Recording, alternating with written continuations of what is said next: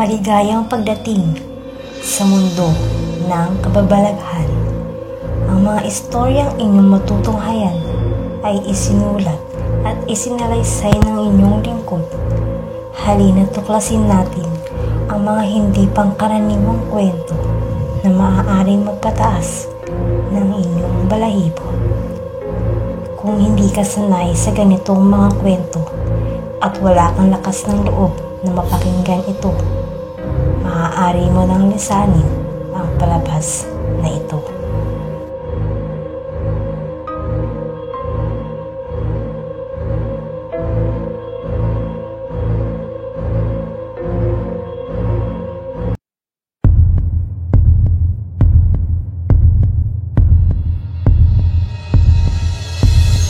Isa na namang kalunos-lunos na pangyayari ang bumalot sa isang maliit na baryo ng Milagrosa.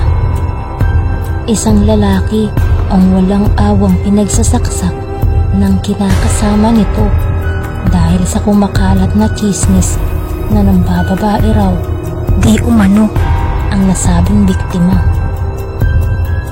Tila nawala na sa katinuan si Ami at hindi na kinaya ang bugso ng kanyang damdamin, kaya nagawa nitong paslangin ang kinakasamang si Nestor. Tulala lamang ito nang hulihin ng mga pulis sa kanilang bahay kung saan nangyari ang pagpaslang sa biktima. Panay ang bulungan ng mga tsismosang kapitbahay at sinasabi ng mga ito na tuluyan ng nabaliw si Ami dahil sa karumal-dumal na krimen na kanyang nagawa. Magulong-magulo ang buhok ni Ami at mababanaan ang nanlalalim nitong mga mata na tila ilang araw nang hindi dinatnan ng maayos na tulog at pahinga. Nakatagilid ang ulo nito na tila may nakadagan na mabigat na bagay sa kanyang tenga. Panay ang bulong nito habang naglalakad patungo sa police car upang dalhin sa presinto.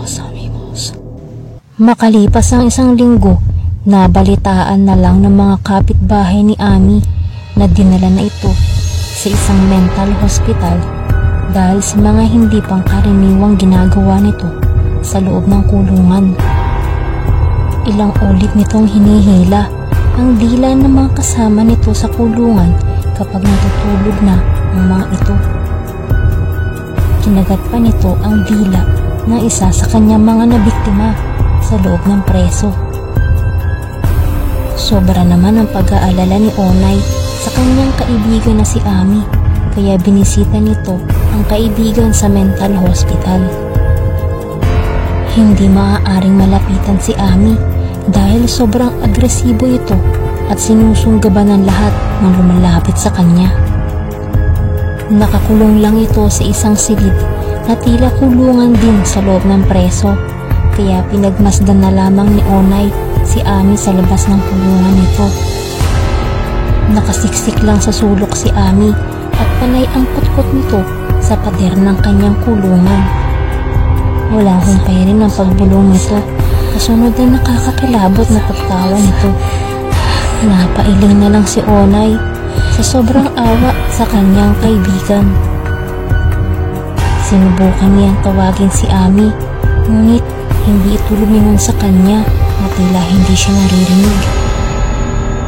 Nang makauwi si Onay sa kanilang bahay, narinig niya ang usapan ng mga tsismosang kapitbahay sa tapat ng bahay nila Ami. Naku, totoo naman. Narinig ko lang doon sa isang matanda na babae na may sinundo daw si Nestor doon sa fast food chain sa bayan. Tapos, nag-date daw yung dalawa sa sinehan. Bumabangkang, sabi ni Tanya. Saan mo naman ba kasi nasagap ang tsismis na yan? Hindi mapakaling sabat ni Onay. Sa palengke, noong isang linggo. Kausap ng matandang babae yung nagtitinda ng isda at sinabi niya na gano'n na nangyari. Narinig ko pa na yung mimosa raw ang nagsabi dun sa matanda na nakakita dun sa dalawa. pagbibida pa ni Tanya. Kumunot ang noo ni Onay. Sino ba yung matandang yun? Saka, sino Mimosa? Takang tanong niya. Napakamot ng ulo si Tanya. Aba, mali ko. Basta narinig ko lang naman yun eh. Mali ko ba kung sino yung Mimosa na yun? Napailing na lang si Onay. Ayan kasi napapala ng pagkakalat ninyo ng chismis. Wala naman kayo matibay na ebidensya. Pati nananahimik na pamumuhay na ibang tao sisira dahil sa inyo. Naku, Onay. Ako'y nagsasabi lamang ng aking narinig. At saka, wala naman akong kasalanan na. Hindi naman ako ang pumatay kay Nestor. Hindi rin ako ang dahilan kung bakit nabaliw si Ami dahil sa pagpatay niya kay Nestor. Huwag kang masyadong judgmental, Onay. Nakataas ang kilay na sabi pa ni Tanya. Kung inaatupag niyo na lang kasi mga buhay-buhay niyo kaysa buhay ng may buhay, eh di sana buhay pa si Nestor at hindi na baliw ang kaibigan ko. Gigil na sabi pa ni Onay. Namaywang pa si Tanya sa kanyang harapan. Hoy, hindi ka naman namin pinipilit na makinig sa mga usapan namin, no? Kung ayaw mo maniwala, edi wag. Nang irap pa ito kay Onay. Napailing na lang si Onay saka pumasok sa kanilang bahay dahil alam niyang walang kahihinatnan ang pakikipagtalo nito kay Tanya. Kinabukasan, pauwi na si Onay galing sa trabaho nang bigla siyang harangin ni Tanya sa daan. Hoy, Onay! Ano itong pinagkakalat mong chismis na hindi tunay na anak ng mister ko si Boyet? Ang kapal naman ng mukha mo. Galit na galit ka sa mga chismosa. Eh, ikaw rin naman ang dakilang chismosa na naninira ng pamilya ng may pamilya. Bigil na sabi pa ni Tanya. Nagulat naman si Onay sa mga sinabi ni Tanya. Hoy ka rin, Tanya. Wala akong alam sa mga sinasabi mo. Saka, hindi naman ako nagkalat ng chismis na yan ah. Hoy, babae. Huwag ka na magkaila. May nakapagsabi sa akin na sa'yo daw galing ng chismis na yun. Tinuro-turo pa nito si Onay. Tumaas naman ang kilay ni Onay. At sino naman nagsabi sa'yo na sa akin galing ang chismis na yan? Si Mimosa na naman ba? Ano ba mapapala ko sa buhay niyo kung makikisawsaw ako, Ober? Imbiyan ang sabi pa ni Onay. Namaywang si Tanya. Naku! Eh alam ko naman na matagal ka nang may galit sa akin dahil iniwan ka ng mister ko at ako ang pinakasalan niya. Biglang nag-init ang pisna ni Onay sa mga sinabi ni Tanya sa kanya. Alam niya nasaktan nga siya nung iniwan siya ni Benji, ngunit matagal na iyon at matagal na siya nakamove on. Alam din niya sa kanyang sarili na hindi niya magagawang siraan ng ibang tao para lang magmalaki sa iba o manira ng buhay ng may buhay. Hindi ko galing magkalat mga chismis na yan, Tanya. Saka wala akong pake kung ikaw ang pinakasalan. Matagal na kaming hiwalay nung maging kayo, kaya wala akong dahilan para siraan ang pagsasama nyo. Gigil ngunit nagpipigil na sabi pa ni Onay. Biglang tinalikuran ni Onay si Tanya upang umiwas na sa kanilang pagtatalo na alam niyang walang kakwenta-kwenta. Nainis naman si Tanya sa kanyang ginawa saka mabilis na hinablot ang mahabang buhok ni Onay. Ligil na ligil ito habang sinasabunutan si Onay.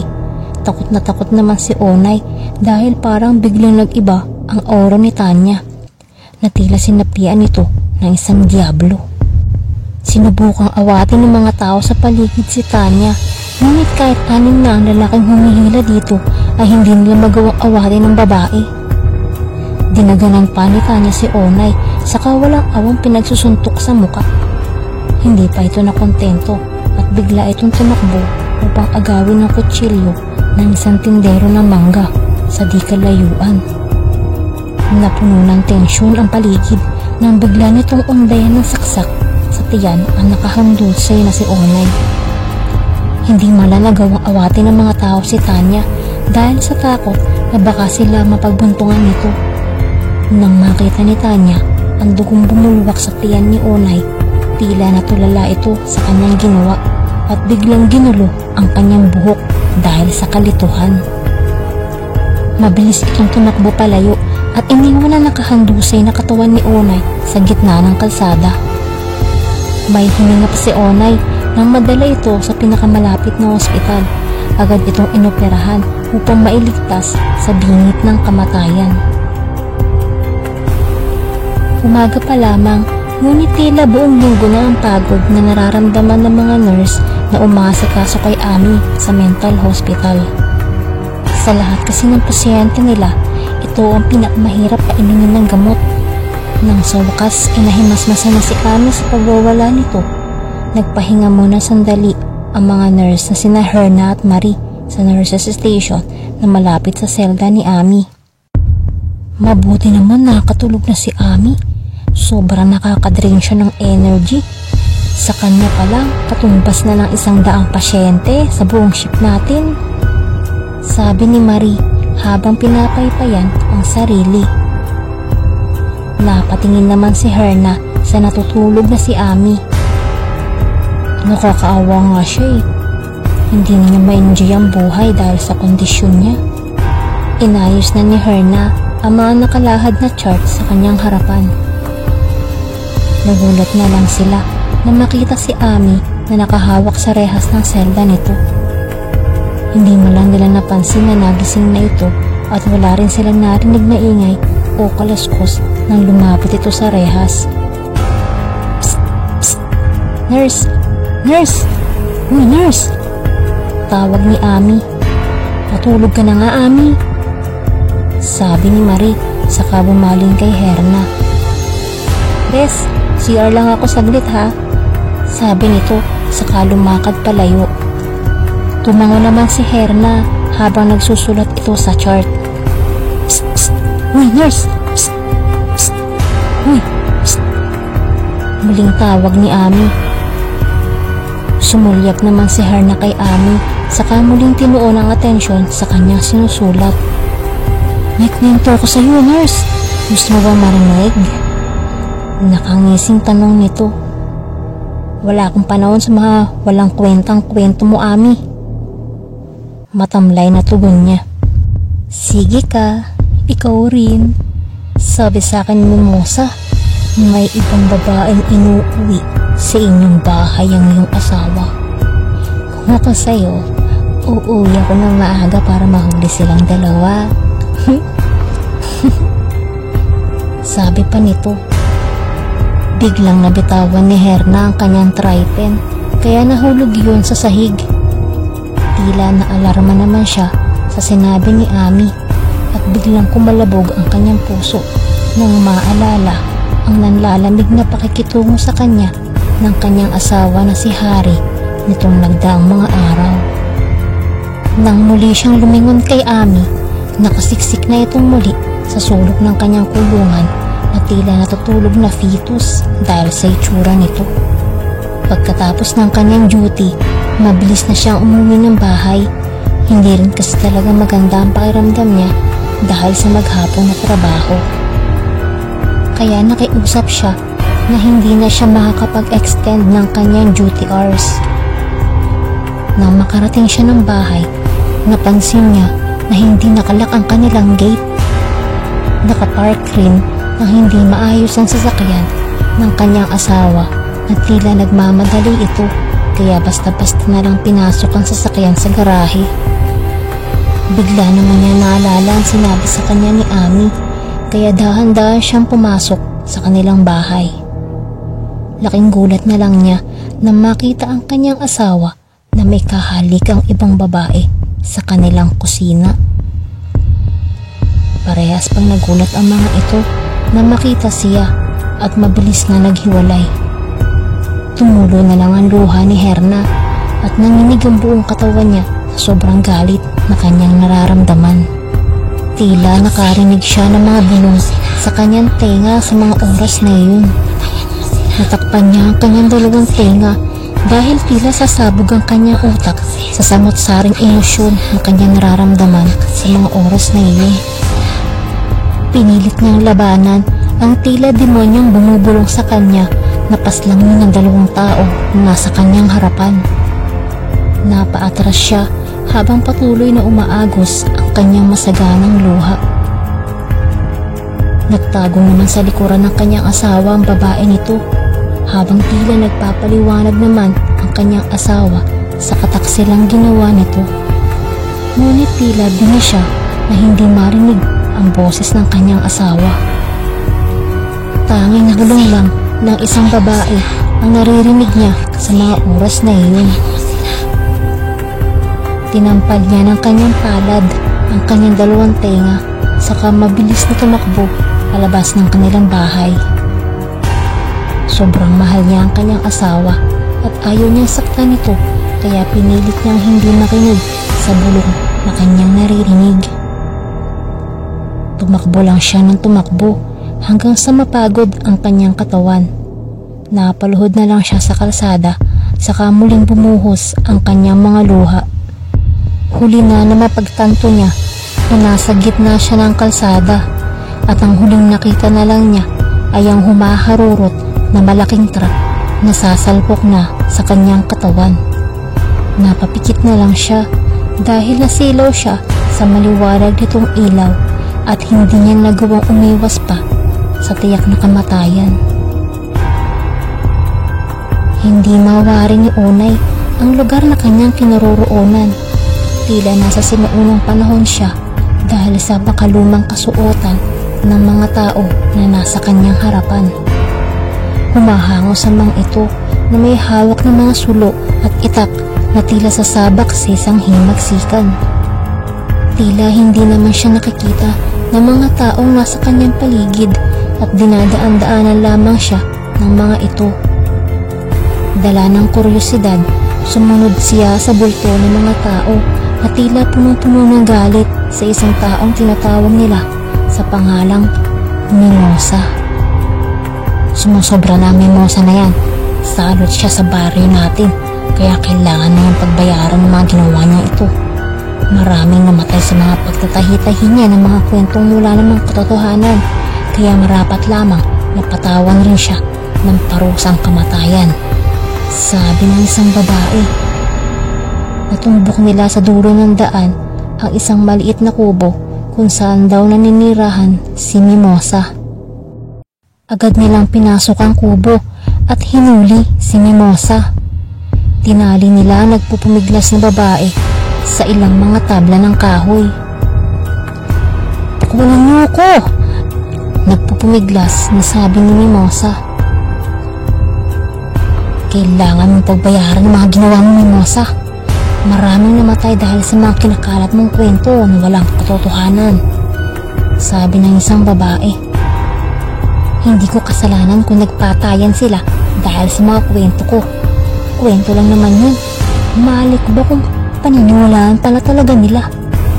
Paliwanag pa nito. Sumenya sa isang lalaki at agad na nagsilapitan ng ilang kalalakihan at binusalan ng bibig ni Mimosa.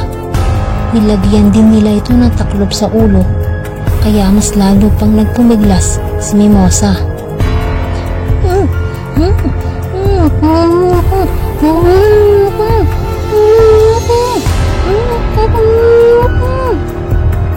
Pinaikot nila sa katawan ni Mimosa ang mga lubid, saka iginapos ito sa malaking puno na katabi ng kanyang bahay.